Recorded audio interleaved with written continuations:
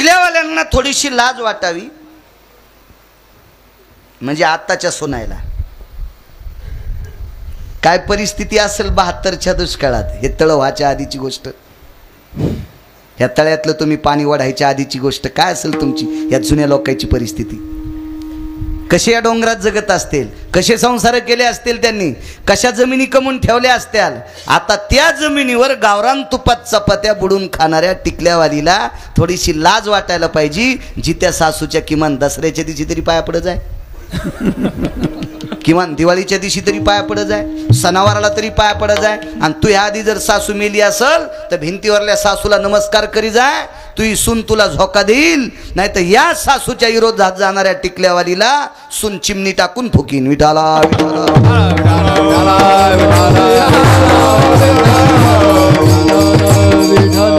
आम्हा परिस्थिती, मी पाहिलं, माझा जन्म खेड्यातला आहे.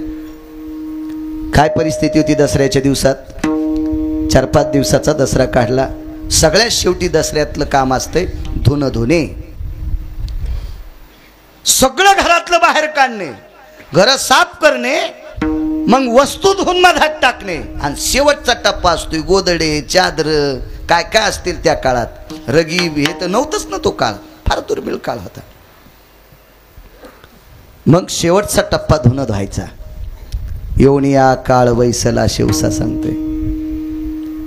धुणं धुण्याचं काम साध्वी जनाबाईकडे आलं आणि पवित्र, तुमचं आमचं पाप संपील काही नवल नाही, तीर्थाचं पाप संपवायची ताकद जिच्या ते तिला चंद्रभागा म्हणतात.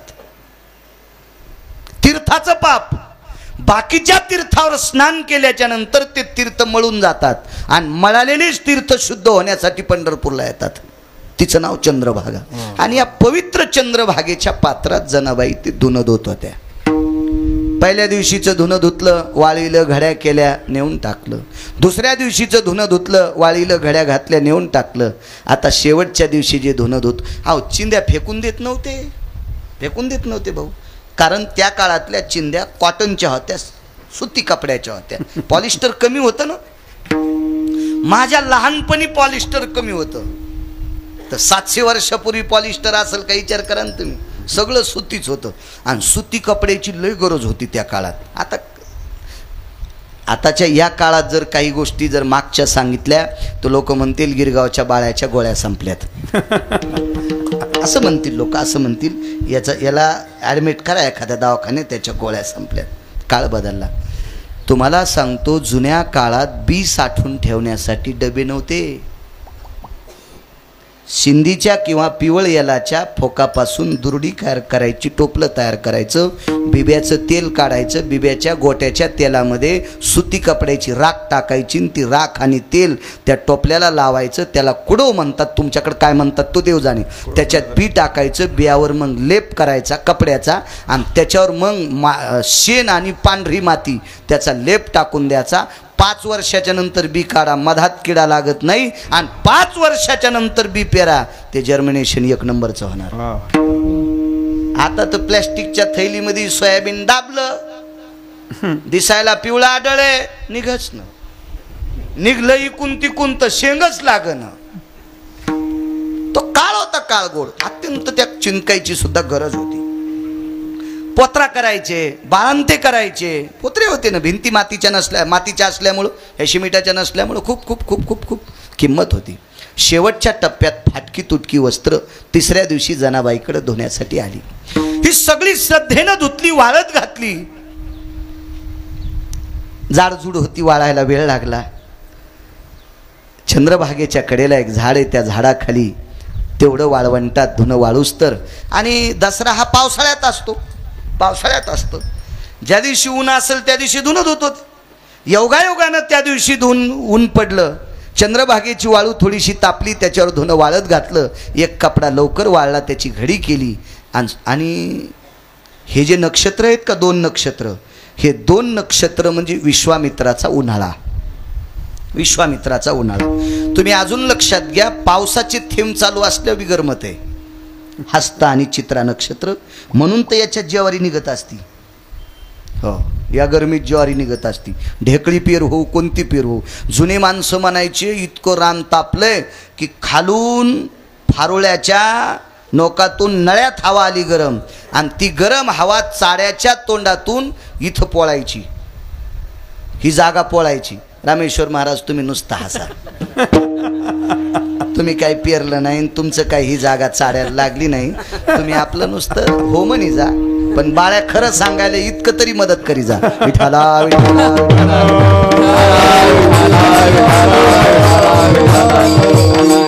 ह्या जागेला चाड्याचे चटके बसायचे तरी ज्वारी निघत होती, कारण या उष्णतेत ती ताकद बसुराजा जन्माला यायची, ती ज्वारी जन्माला यायची.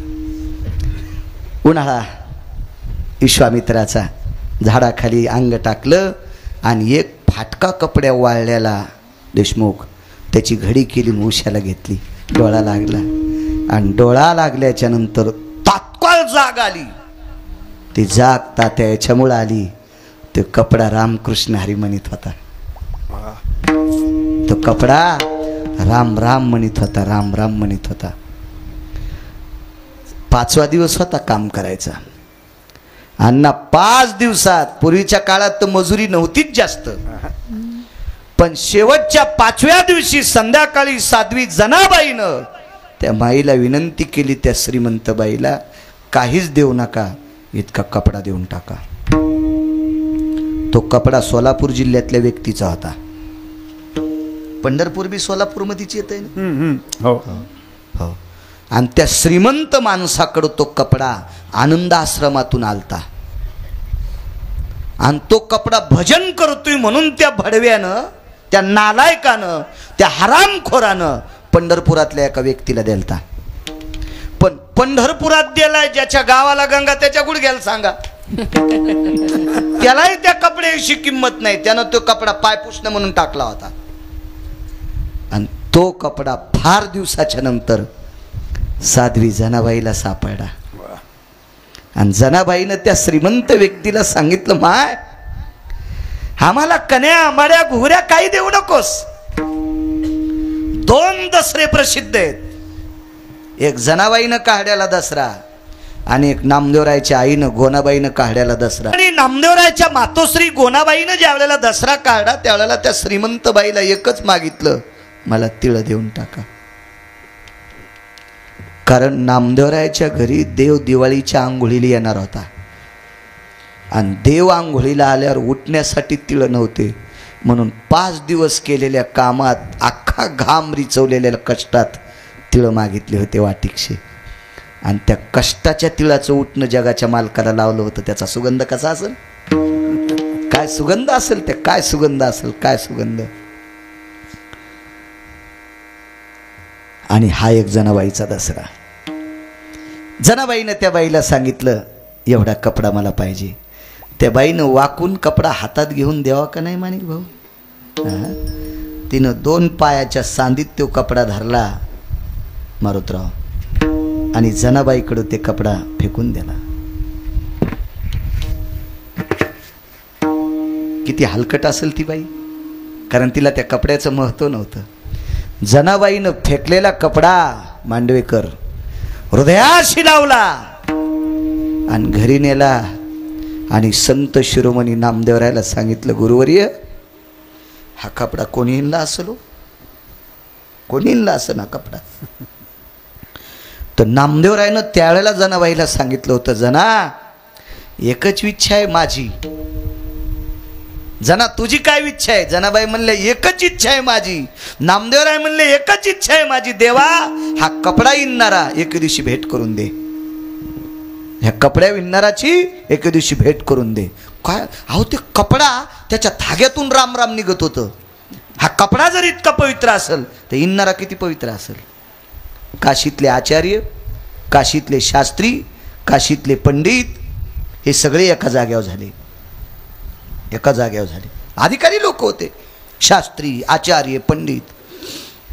आपण नशिबवान आहेत, आपल्या मराठवाड्याला एक शास्त्री लाभले, दैठणकर शास्त्री, प्रल्हाद शास्त्री दैठणकर.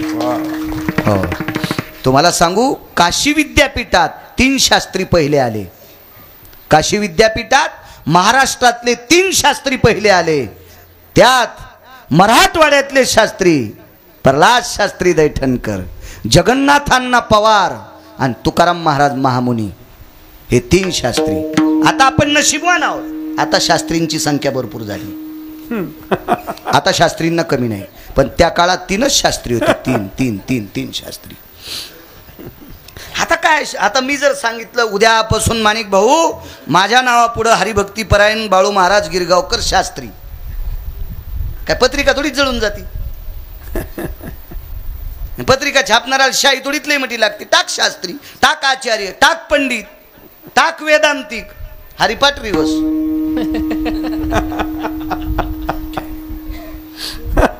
असे शास्त्री एकत्रित आले, सात्विक, सदाचारी, पुण्यशील, पावन, आणि या सगळ्या जणांचा ताफा पंढरपूरला आला. या शास्त्रींना पंढरपूर दाखवणारी व्यक्ती वारकरी होती. त्या वारकऱ्याचं नाव होतं संत कबीर. देव नाही भेटत हो साधू शिवाय. वेदांतिकाला नाव ठेवलं नाही, पुराणिकाला नाव ठेवलं नाही, शास्त्रींना नाव ठेवलं नाही, आचार्यांना नाव ठेवलं नाही, ग्रंथसंपदा पाठ करणाऱ्याला नाव ठेवलं नाही, पण नामधारका इतकी किंमत दिली नाही. हे पण लक्षात ठेवा. विठाला विठाला.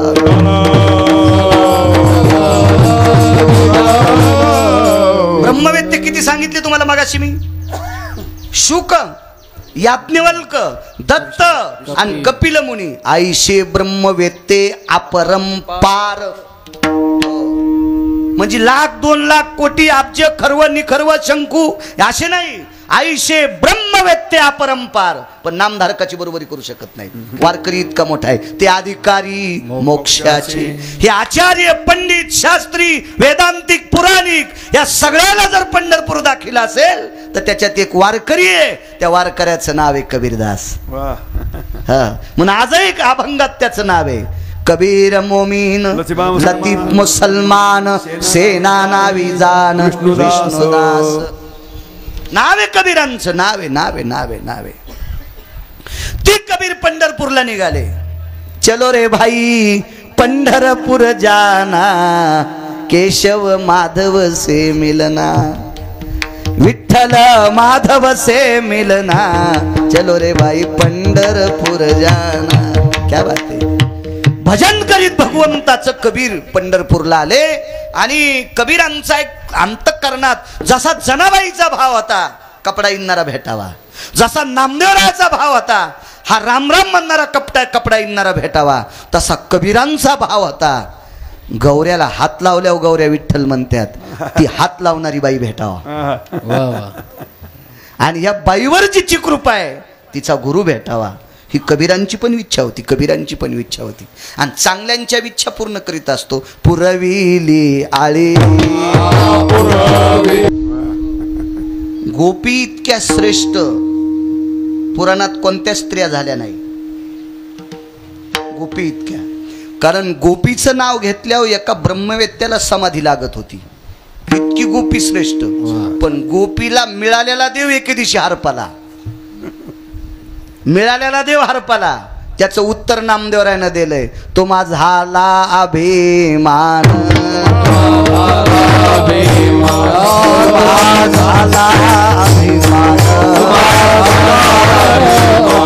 नावा म्हणे सांग खुन, नावा म्हणे सांग खुन,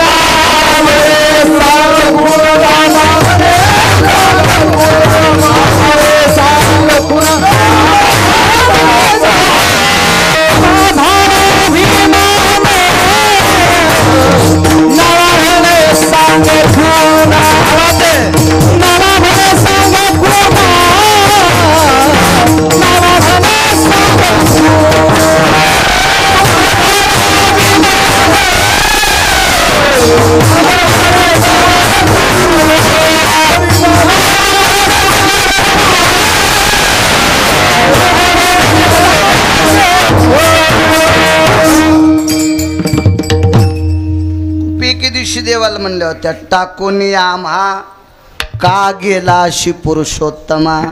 देवा आम्हाला टाकून का गेलास. तर देवानं उत्तर नाही दिलं. नामदेवराय म्हणतात, तुम्हा झाला अभिमान, नामा म्हणे सांग खून.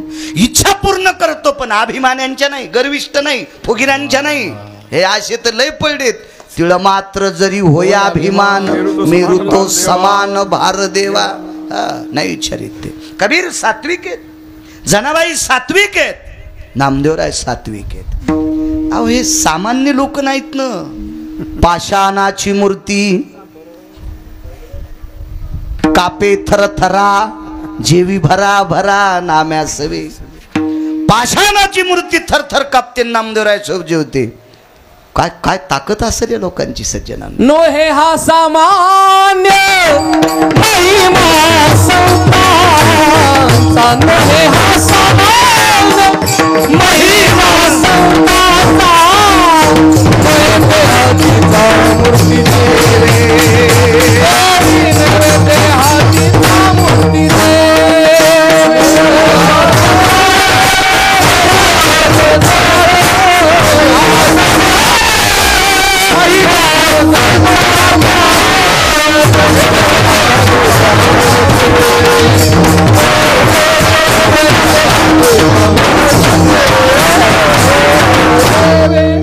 देव जेवत होता. देव देव जाऊ द्या.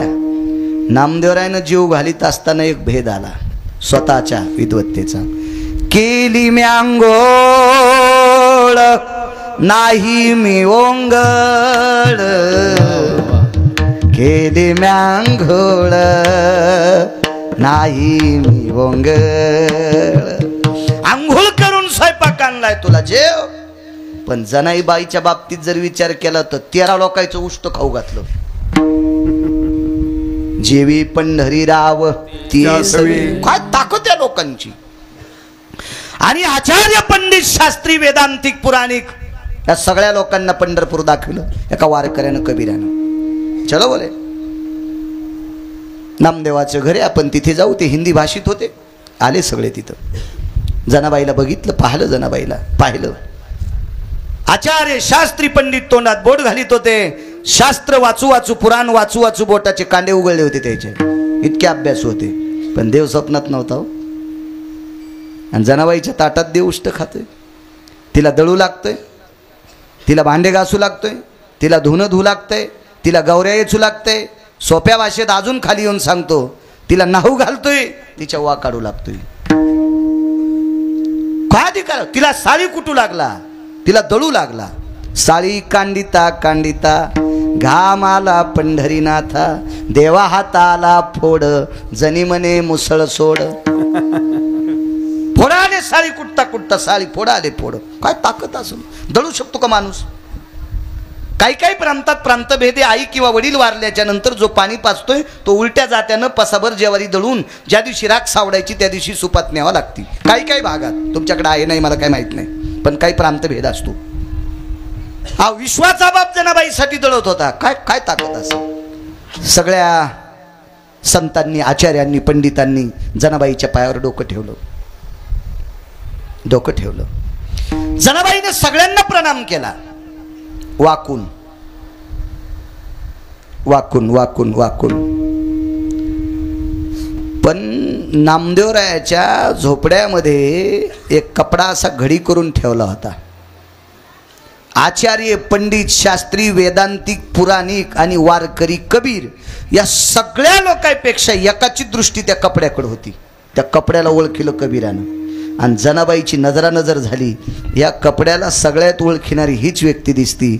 आणि मग जनाबाईनं कबीराच्या डोक्यावर पायावर डोकं ठेवलं. बाकीच्या याला सगळ्याला नमस्कार केला हात जोडून. आदरणीय होते, माननीय होते. बाकीचे आदरणीय होते, माननीय होते, पण कबीर पूजनीय होते. वारकरी पूजनीय असतो बरं का. हा, काही नुसते वंदनीय होते. नमस्कार, राम राम, जय हरी तुम्हाला, प्रणाम तुम्हाला. पण वारकरी पूजनीय असतो. आणि कबीर पूजनीय होते. आणि कबीराच्या पायावर डोकं ठेवलं. तर एक आचार्य, एक शास्त्री, एक पंडित म्हणला हे मुसलमान आहे. मग जनाबाईनं अभंग काढला. हो का उत्तम चांडाळ, त्याचे पायी माझे कपाळ, पंढरीचे वारकरी, त्यांचे पाय माझे श्री. त्या आचार्य पंडित शास्त्रीला सांगितलं, अरे तुम्हाला पंढरपूर घडीणारा कबीर आहे. तुम्हाला पंढरपूरची वारी घडवणारा कबीर आहे. स्वतः तर वारकरी आहेत पण तुम्हाला वारी घडवणारे कबीर, म्हणून त्यांचे पाय पवित्र. एक मुद्दा. आणि दुसरा मुद्दा, कबीराने दृष्टादृष्ट केल्याबरोबर जनाबाईच्या लक्षात आलं कपड्याविषयी पारख दिसायली आणि तो कपडा कबीरांना दाखिला. आणि कबीर कपडा मागत असताना जनाबाई देत नव्हत्या. कबीराने सांगितलं माताजी देव पटकुल दे दो हमें, व अंबर दे दो. अंबर म्हणजे कपडा, पटकुल म्हणजे कपडा, दे दो. जनाबाईनं सांगितलं नाही देत. हा कपडा मला विटेवरच्या पांडुरंगा समान आहे, माझ्या गुरुदेवा समान आहे, फक्त शोध घ्यायचा आहे कपडा हिंडला कोणी. कबीरानं सांगितलं या हाताने हिंडलाय, या हाताने हिंडलाय. मग जनाबाईनं कबीराच्या पायावर पुन्हा डोकं ठेवलं, पुन्हा डोकं ठेवलं आणि बोभावून नामदेवराला सांगितलं गुरुदेव कपडा हिंडणारा व्यक्ती सापडला आहे. नामदेवराय प्रशंसा करतात कबीराची. ज्या व्यक्तीनं विणलेला कपडा जर भजन करीत असेल, त्याचा हाताचा स्पर्श झालेला कपडा भजन करीत असेल, त्या कबीराचं शरीर किती पवित्र असेल कल्पना करा.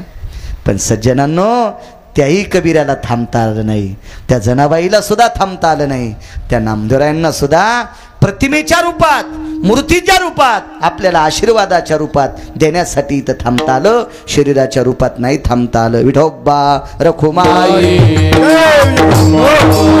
असतील, बताने भाऊ असतील, मारुतराव असतील, हरिजी मुंडे असतील, बाळू असेल, आदरणीय टीपी सर,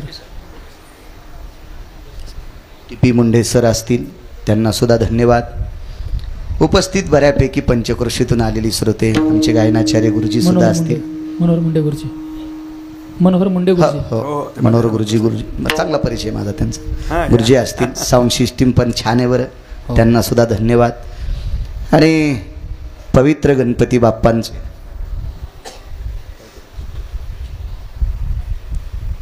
श्री क्षेत्र देवस्थान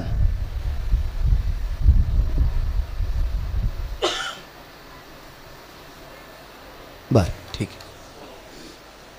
आहे. तुम्हाला सुद्धा प्रणाम. उपस्थित मायमावल्या श्रोते मंडळी, आदी करून सर्व गणपती बाप्पांचं कालच्या चतुर्थीला आगमन, अनंत चतुर्दशीला गणपती बाप्पांचं वास्तव्य कायमचं नसते, मूर्तिरूपाने ही स्थापित केलेली मूर्ती अनंत चतुर्दशीला पाण्यात विसर्जित करत असतात. मला असं वाटते गणपती बाप्पांची कृपा झाल्यावर थोडीशी पावसाची कृपा झाली. तशी पावसाची सुरुवात झाली गोकुळाष्टमीपासून. गोकुळाष्टमीला पंढरपुरातल्या मालकांचा रात्री जन्म झाला आणि त्यांच्या भेटीकरता काशीतले मालक आले आणि मग काशीतल्या मालकांना पंढरपुरातल्या मालकानं सांगितलं जरासा डोळा उघडा आणि ढगाला हलवा. मग गोकुळाष्टमीपासून पाऊस सुरू झाला आणि गणपती बाप्पाचं आगमन झाल्याच्या नंतर त्यांनी त्यांच्या पप्पाला सांगितलं पाऊस पाडा. गणपती बाप्पा म्हणले माणसासाठी नाही पाडा तरी जनावरासाठी पाडा, पशुपक्षासाठी पाडा, त्याला पाणी लागतंय. म्हणून गणपती बाप्पांची कृपा झाली. अशीच गोडशी कृपा व्हावी. आपल्या परिसरातले तळे असतील, काय काय पाण्याचे जे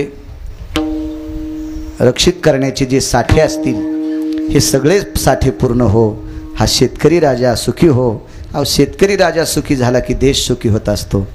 म्हणून गोड सासा सात्विक पाऊस पडो, अकाले वर्षतम मेघम. अकाली नाही पडायचा, अवकाळी नाही पडायचा.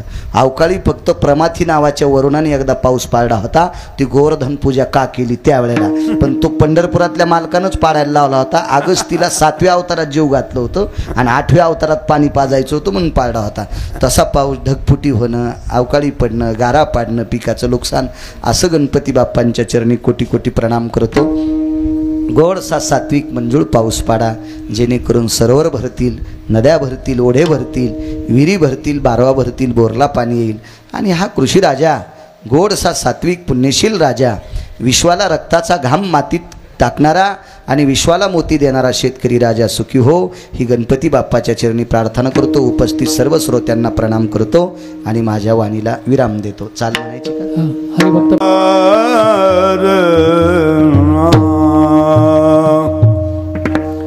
एका जनार्दनी नको याता याती, एका जनार्दनी नको याता याती, नको याता याती, एका जनार्दनी नको याता याती, एका जना जनार्दनी नको याता याती एक जनार्दनी नको याता याती एका जनार्दनी नको याता जाते एका जनार्दनी नको याता जाते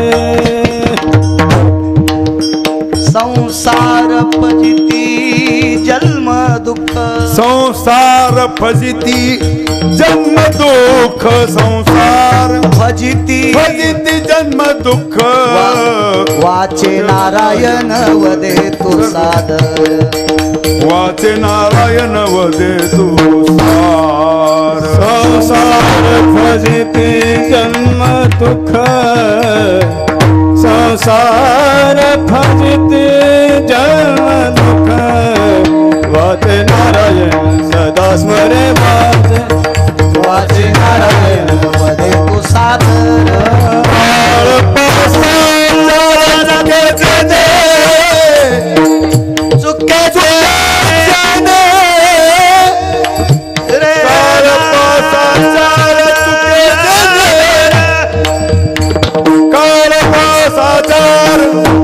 चुके जेने चुके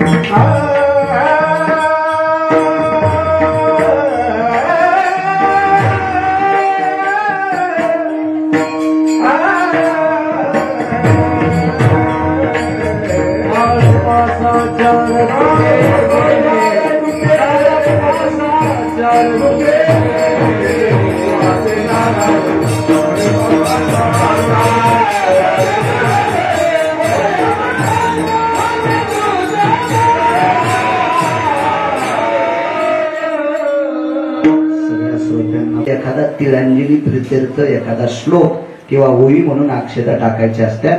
कारण हा जो श्री अनंता मधुसूदना फार वेगळ्या लोकांसाठी अभंग आहे. आपण सामान्य माणसं असतो, आपल्यासाठी तो नसतो. बऱ्याच ठिकाणी या दिवशी पोराच्या गळ्यात इना देते, अभंग म्हणते माझ्या वडिलाची मिळाशी हे त्याला हाणायला पाहिजे इना देणाऱ्याला.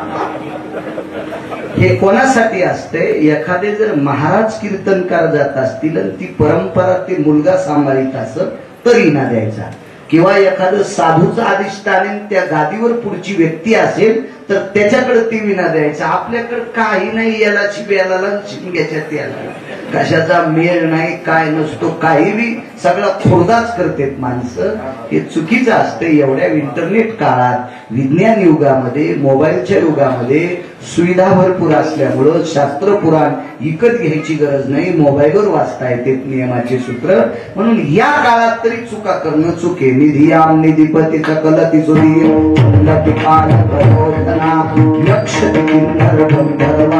लोकपाल भयपालो चारुतिहासं कर्मतिहासं सदयादयकायन्ति हिरण्यस्रातो शंखतिस्रातो उच्चपदयन्ति तनुचन्दन समर्पयामि भारतपुष्पं समर्पयामि अंगुष्ठाधिष्ठानभयो कैलासाधिपतये नमः वैकुण्ठाधिपतये नमः सत्यं वासं पतये नमः गोलोकाधिपतये नमः नारायणो भयो